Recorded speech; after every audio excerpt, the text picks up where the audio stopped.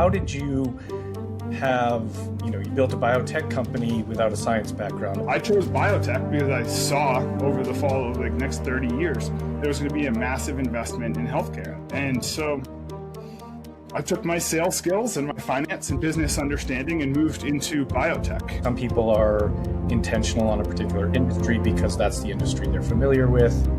It sounds like in your case, you picked a particular industry because you saw the growth and opportunity that was there. My point is there's a million different paths to choose, kind of what direction you want to go in that space. It's all about who you start a business with, right? Choosing your co-founders is critically important, and how you set up that relationship is really important. If you can do your co-founder's job, then something's wrong. Hi everyone, I'm Jason Balara, and this is the Know Your Why podcast. Today I'm here with Garren Hilow, a biotech entrepreneur who built and sold his company for $190 million while retaining majority ownership and never raising institutional capital. He is the author of The Stuff in Between, where he teaches founders how to build valuable, sellable businesses without giving up control. So I'll leave it at that. I want to hear more about all of these things, but first I want to say thank you for coming on the show. Thanks for taking out the time to talk to me. I'm really looking forward to the conversation. Yeah, thanks for having me. I really enjoyed your podcast. There are many episodes that I've really enjoyed, so thanks for having me. I'm looking forward to it. Well, I appreciate that. Let's start with you. Let's tell us a little bit about your background. Some obviously impressive things in the bio, but let's hear a little bit of the story behind that. Sure. Well, yeah, you always got to class it up for the bio. But I grew up in New Hampshire. I grew up in a very entrepreneurial household. Both my mom and my dad had started multiple businesses by the time I was in high school. And none of them were as successful as they should have been. So money was an issue in our household. And I really dedicated my career to figuring out how to make money through running a business and not necessarily knowing how to do what the business does. My mom was a great artist. My dad was a great engineer. But to do everything else, how to do sales and fundraising and build a team, I knew there must have been a way to do it. So I went off to business school, went to Bentley, great school in Waltham, Mass here, and then spent 15 years in biotech. I did 5 years in working in startup biotechs, learning how to run a business, which was a little crazy for someone who had never taken a science class, but in college or past, but used my sales skills and business building skills to build a successful business. And, that was tumultuous. So it didn't really come from money, but grew a biotech business, which is super capital intensive. And we bootstrapped it. I had another full-time job. For the 2.5 years, I worked 2 full-time jobs. So that's one of the things I loved about your podcast, is like finding hustles to find another way. Now, a lot of great businesses have come out of side jobs. Anyway, I'm going too long here. We bootstrapped the business. We did raise about $1 million of money from angel investors. And we got lucky. We were making we were an antibody development company, and COVID hit. We were one of the fastest companies in the world to make antibodies. And so, we worked on 12 different vaccine programs to be able to get those launched. And the year after that, we sold the business when biotech was big. And since then, I've been trying to share the knowledge that I built up on how to sell a business, how to grow it, how to do all the things that are scary and gritty and kind of not that fun. There are answers to those, and people are really afraid of them. So I love sharing those. So that's what I'm up to now. I have 2 kids, 2 boys, living in the South Shore, Massachusetts, and I'm a passionate blacksmith in my spare time. So there you go. That's a very long answer to the introduction to me. No, that's a perfect answer. So many things, I have many questions, probably as many about being a blacksmith as anything else. But it's interesting. I want to kind of dig in a little bit on the biotech company, because you said that you didn't have the science background, and so talk a little bit about, really there's 2 things here. Talking about that hustle, right? The 2 jobs, 2 full-time jobs in the beginning, but also certainly there's something to be said for realizing your strengths, working with people with complementary strengths. Like, how did you you built a biotech company without a science background? Give us a little bit more on that, how you approach that. Yeah, sure. And I'll share some of my story, and some of it's a little personal, but I think it's helpful to be able to, enable others. If you believe that you're capable of more, you are capable of more. So it's good to be able to share it. So I was pretty nerdy. About like 19, I knew that I wanted to launch a business and make money. My dad helped me define what that meant for me. I guess I've always looked at my career a little differently. That a lot of people will go follow a passion and they'll work for 50 years, sometimes 60 years to save up enough to retire. And I was like, you know what? Like, there's a certain amount of work that you need to do in today's world to be able to be satisfied, to have done enough of your contribution to society. And it's actually really easy to cleanly measure that. It's in dollars, right? So you could either go get a salary job and work many decades to be able to achieve your contribution to society, or leverage yourself, start a business and go after that. And so I chose biotech because I saw over the fall of the next 30 years, there was going to be a massive investment in healthcare, and that healthcare spending would continue to grow up. In any growing industry, you can find a place to do well.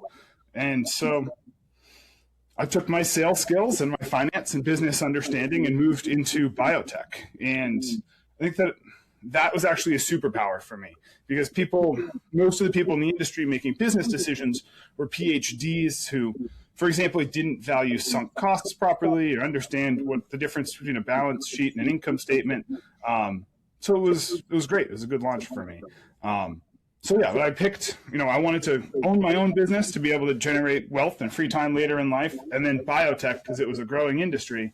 And I just figured I could learn the rest. And it's certainly something that you can do. Yeah. Yeah. So I think that's important to note that. So that was an intentional move into biotech. I mean, we acquire businesses. I'm very interested in the business acquisition space. And so I think there's a lot of different ideas about how that should go, like what's the ideal way to approach a business acquisition. But I think, some people are intentional on a particular industry because that's the industry they're familiar with. Sounds like in your case, you picked a particular industry because you saw the growth and opportunity that was there. So, I mean, I think my point is there's a million different reasons to, or paths to choose, kind of what direction you want to go in that space. Absolutely. But I actually was listening to a podcast this morning, and I heard the guest say that he has 5 kids, and he coaches. He's bought a lot of businesses, and he coaches people. And he said that he advises basically everybody that you should take some level of like accounting and financing courses or education. Do something to have an understanding of those things, because I mean, you just said in a brief moment, you mentioned like sunk costs and things like that people don't in the science world or the medical community. I mean, there's it's very hard to be an expert in finance and also an expert in making vaccines. Sure. A doctor or so, but a basic understanding, and then if you're going to own a business in this space, having someone like yourself on the team that has the finance, the marketing, that might be 2 people, whatever it is, but building that, I guess, community around yourself to help fill in the gaps that you aren't particularly knowledgeable. I'd love for you to kind of talk a little bit more on that, because if you want to, I think, find your strength, right, and kind of play your strength. Superpower. And so tell me a little bit about how you approach that, and in that instance, and maybe how you look at it going forward. Are you planning a remodel or construction project? Overwhelmed by the process? Over budget? Extended timelines? Strained relationships? We are all too familiar. At Lark Construction Services, we help homeowners and business owners take control of their construction journey, from reviewing bids and contracts to catching red flags before they become costly mistakes. Our Clarity Audit is a one-on-one expert review of your plans, estimates, or current progress, giving you the peace of mind and a defined action plan to move forward with confidence. Don't let confusion lead to costly errors. Visit larkconstruction.com and schedule your free call today. Lark Construction Services, saving you time, money, and stress. Yeah. Well, it's all about who you start a business with, right? Choosing your co-founders is critically important, and how you set up that relationship is really important. If you can do your co-founder's job, then something's wrong. I was good at sales and marketing and finance. I don't know how to run a lab. My business partner, we started the business, was a PhD immunologist.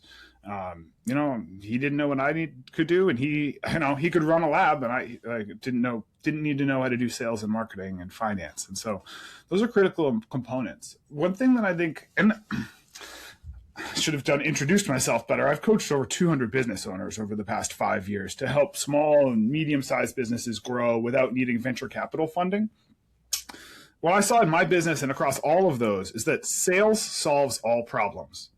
If you had more sales at a higher price, most other problems in the business tend to evaporate. Where a lot of founders come from a technical background, whether it's software, making software as a service companies, or whatever that may be, they misunderstand sales. It's kind of something you bolt on afterwards, or someone sitting in the corner making cold calls. Where businesses that are really successful, that ultimately change the lives of their founders, are the ones that generate revenue through sales. They're very good at sales. I think the best.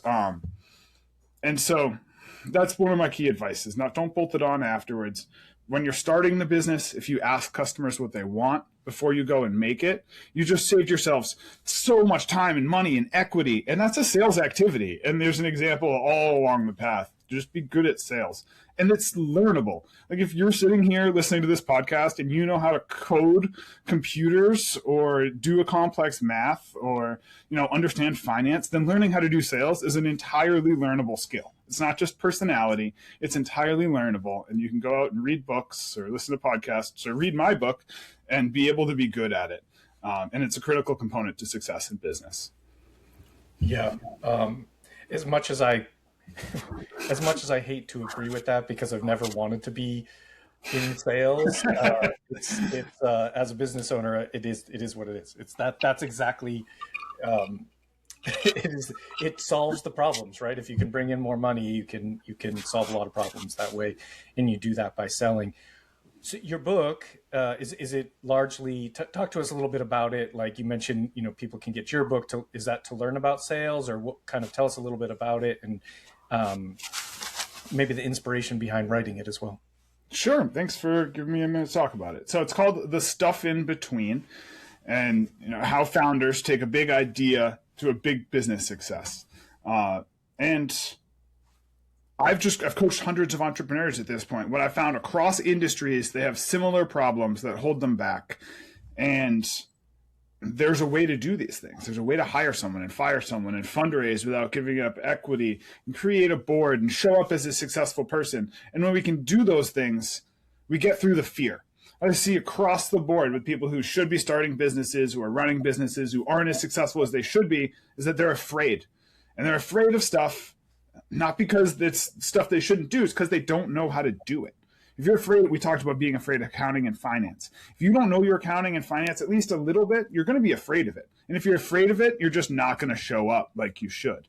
And so if we shine the light on these things, there's probably 50 things that you need to know how to do to be a successful business owner. And they go from scary to, okay, I can figure this out, to like massively empowering once you've actually done those things. And so that's what my book's all about. It's the stuff in between. Take whatever good idea you have to launch your business all the way through a life-changing experience.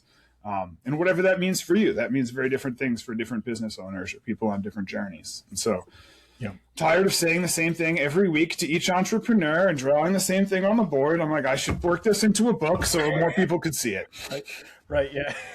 It is funny how the questions that get asked, they're largely the same, which it's funny that people are afraid to ask questions in a lot of instances when like the reality is probably the same question that everybody has. And so like, just ask those questions. But yes, as someone who has some of the answers, then I'm sure you're getting just that same question over and over again, or same handful of questions. So putting it into a book is a great idea. Now I'm going to go ahead and probably ask you some of those same questions, but Please. it's funny because I mean a lot of this the beauty I guess of having your own podcast is you can ask the questions that are the places where you struggle. I told you I never wanted to be in sales. I think sales and marketing, I recognize those are not exactly the same thing, but I think they're a point of struggle, certainly for me, and I think for a lot of people. But I recognize the value there, and so where do you think that line is, or maybe it's not really a straight line, but where do you think that line is between hiring people to handle those things versus as the business owner, you need to know, I mean, we've already mentioned like you should know something, right? You should know something so that I would say so you're not getting taken advantage of, so that maybe you can add some value to the process, whatever it might be. But you should know something. But where do you see that that line being of like, oh, I should hire someone to do X? You know, we can stick with sales and marketing because that's what I want to know. But I think it's certainly entrepreneurs struggle with, oh, I have to do everything, so I better figure everything out. Then I'm not very good at any of it. I just know a little bit about all of it. But maybe you can't afford to hire someone to do it for you yet. It's a tough patch. Right. So how do you suggest people approach that maybe earlier in their business venture? Yeah. I do full day sales trainings that help people, whether they're technical or on the sales side, but you have to do enough sales yourself to generally break $1 million in revenue. If I'm going to just try to answer your question as directly and broadly as I can, there's this chasm that most businesses pass. And it's somewhere between 1 million to 3 million in revenue for 99% of businesses out there, where it's kind of like a tornado.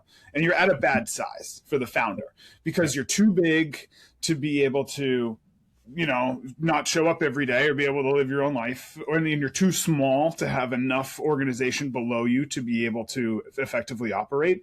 So breaking through that $1 to $3 million revenue chasm for most businesses is extremely challenging. And as we are going from selling your services yourself and probably being heavily involved in the delivery to processizing both of those things, delivering whatever your service or product is and selling it needs to be processes. So I don't think any founder who's going to be successful and still own a majority of their equity at the end can outsource being good at sales until later. You have to figure out how to do it so that you can train your salespeople to do it and be successful. Because people think that you could just hire some salesperson who's just like naturally gifted and show up and they're going to do it. A number one thing a salesperson needs is to be supported. And that means that they actually have the tools to go do their job.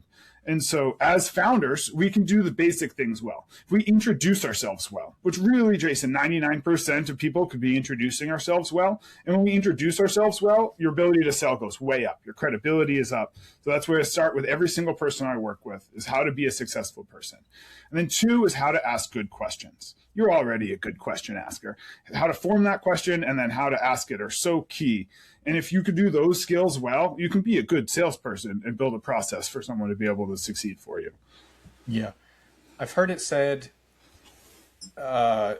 you're better off listening than speaking or asking. Essentially, you want to hear and listen to what your customer wants, what the problem is to be solved. Mm-hmm. Do you subscribe to that? Do you agree that that's kind of a good spot to be in? Absolutely. And do you want to hear my favorite trick for how to do that? Yes, of course I do. Tell me all the tricks, please.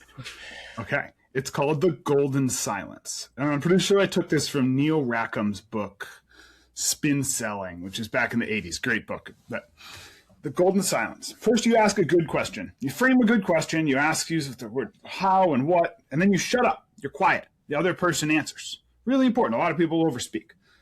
The other person will answer, and then is the golden silence. Sit there quietly for up to 5 seconds, which can be a long time. And that other person will fill in more information. Now, hey, how do you like this proposal? Well, the price is kind of high. but I really do like how I'm going to get a lot of value out of this in the long run if we could do this. And Jason, I can't tell you the amount of information that I've gotten from that is amazing. And just that simple gift, the golden silent. Ask a question, be silent.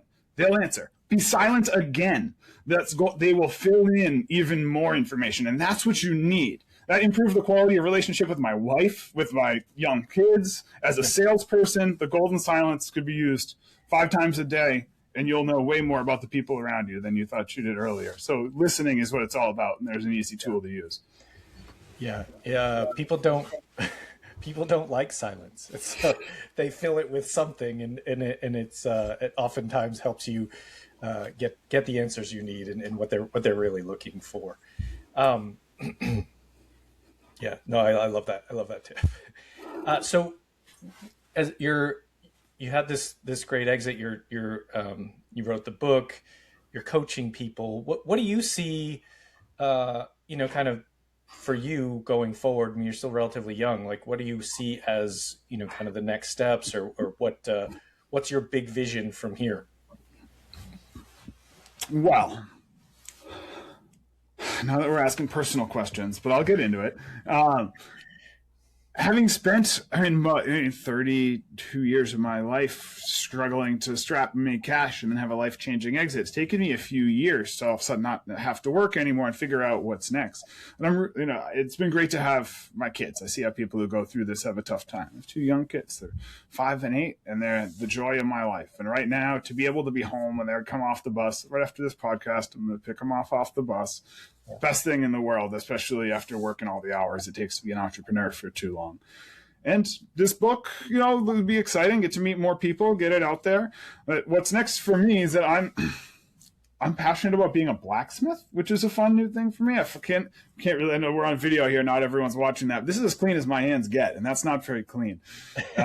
And so that's been great.